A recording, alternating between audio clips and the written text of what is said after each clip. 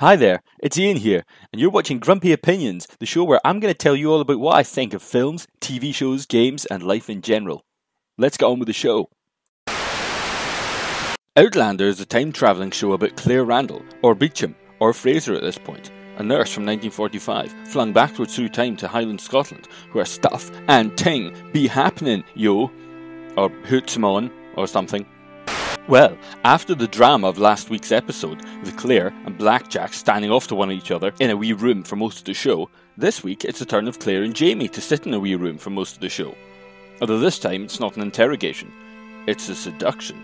Well, sort of, eventually. Because if you'll remember from the end of last week, Claire has to marry Jamie because she has to become a Scotswoman, because if she's an Englishwoman she's subject to English law, and that means Blackjack can take her back the next day and interrogate her and do all manner of terrible things to her. But we don't want that to happen, and neither does Dougal, because Claire knows all about his collecting money for Bonnie Prince Charlie and the eventual Jacobite uprising.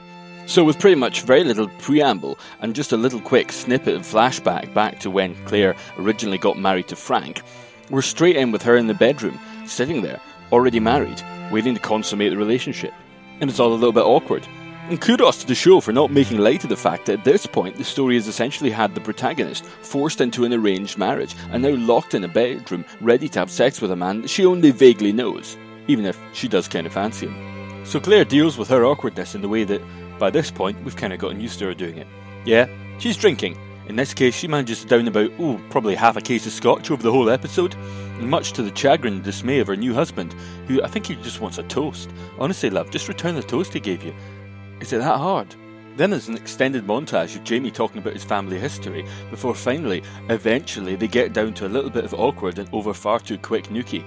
And for reasons that probably stem from being drunk, and on the receiving end of a pretty crap shag by all accounts, Claire decides to go downstairs and ends up being cheered and leered at by all the drunken Scotsmen.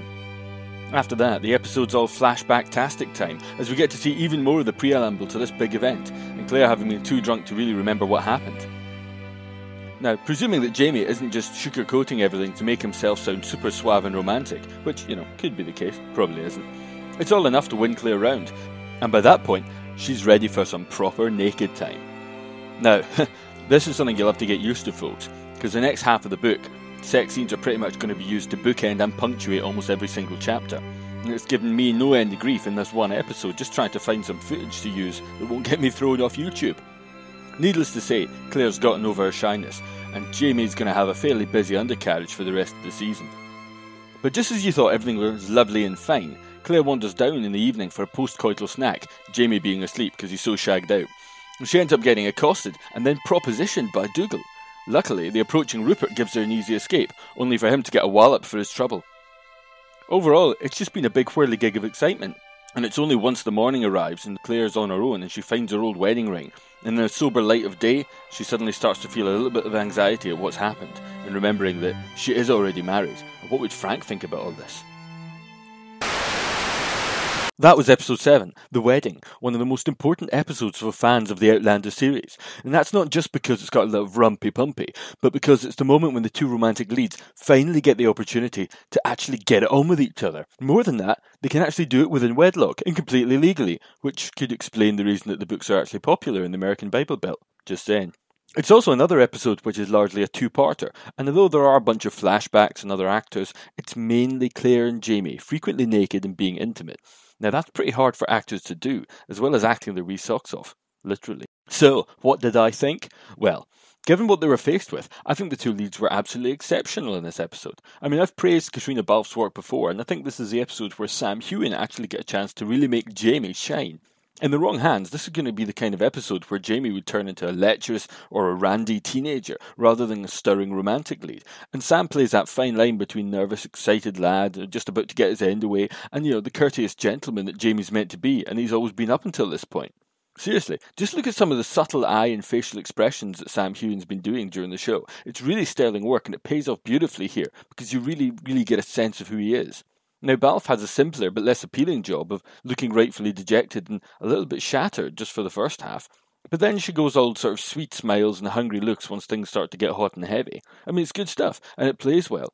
We get a sense of the two exploring each other and managing to bring out the animal lust and repressed sexual tension in a believable way, but at the same time not making it all in any way porny.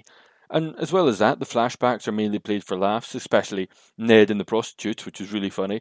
And the ending is a nice, bitter and intriguing note to close it on, after Dougal being all, lascivious, and then showing that, you can have a night of illicit fun, but in the next morning, you might just regret it, as Claire seems to be as soon as she puts on the 2 rings and holds them up. But what about the bad, I hear you ask? Surely you can't have any issues with things this week, Ian? Well, not to rain on the parade, but yeah, I did. The episode feels about as disjointed as it is. The choice to cut down moments like Jamie's family history into a montage was a good decision, because if they'd left it in, the episode would have to be feature length. But the effect is that we end up being told that Claire's starting to relax and to enjoy herself, rather than actually seeing it happen. We get Katrina Balfe going from looking all dejected, as I said, and shattered and a bit freaked out, to suddenly giggling and laughing, all in the space of a montage. So we don't really get an insight into what she thinks and what she's feeling, other than her simply being told, then I started to enjoy myself. Now, you could say that, I'm gilding the lily a bit here, but the fact is, that's the kind of thing that you really need to show, especially in a show like this, where the entire concept relies upon us believing that this woman from 1945 would actually go back to 1743 and want to stay there. And the problem is that if the show doesn't sell that idea to us, then the only logical conclusion is that maybe Claire actually just has a form of Stockholm Syndrome, and that maybe she actually really doesn't want to be there. It's just after being there so long, it kind of becomes ingrained in her mind. Now, Stockholm Syndrome, if you've ever seen Die Hard, where it's erroneously called Helsinki Syndrome, it's basically what happens if somebody gets kidnapped or captured by somebody. After a while, they start to agree with them. It's a natural phenomenon. It's a bit of a survival instinct. Now, sure, Claire going back there, you can read it as romance and niceness and that, but if we haven't actually gotten the chance to really accept from what's happened that she would make that decision willingly, then you've got to accept that it's some kind of defense mechanism where her brain just kicks in and says, you're not going to make it, love, unless you become one of these people. Another issue with the pacing is that the voiceovers were such an odd mix, meaning that we had the weird post-coital moment where Claire just gets up and wanders out the room into a room full of people who are all milling about, drinking and laughing. Now, it just didn't entirely ring true, and it didn't make sense. It felt like something had been cut out there,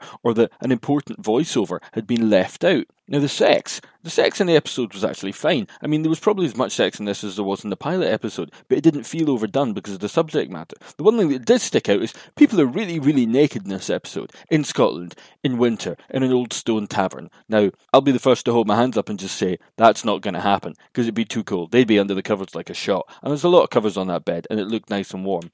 And on a side note, while we're nitpicking at things, as a Scot, I do have to say that after 7 episodes in, Duncan Lacroix, who plays Murdoch, still sounds like he read his Scottish accent out of a book rather than actually learning how to do one or listening to a Scottish person. Now, his work's fine, his acting's good, but that accent's dire. It's really bad. Sorry, Duncan. You're a nice man and a good actor, but you're not doing that accent justice in any way, shape or form.